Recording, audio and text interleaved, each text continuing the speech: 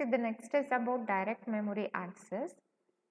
So as the name only says, direct memory access means we are accessing the memory directly. So in between what, let us see. So we are having different devices, that is we are having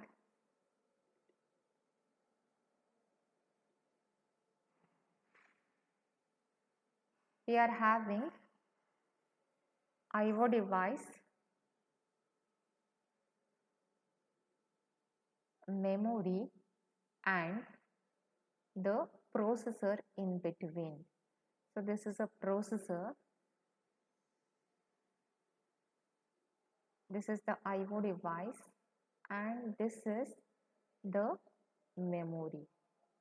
So whenever any data transmission has to take place from the IO device to the memory, it may be for storing your program or it may be reading the data which is already saved, and if you give some program which are already stored in the memory to the printer, then the interaction between the IO device with the memory is very much needed.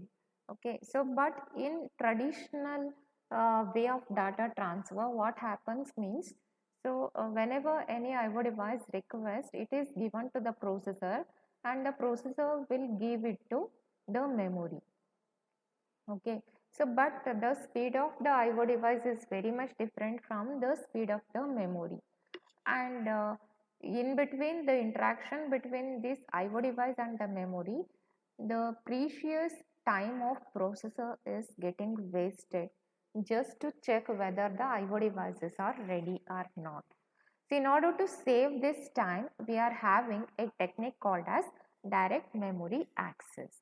So let us see what it is and what's the definition of this DME. ಒಂದೆರಡು ನಿಮಿಷ sir. Direct memory access. The direct memory access, a special control unit may be provided to transfer a block of data directly between the IO device and the main memory without continuous intervention by the processor. So this is the definition of DMA.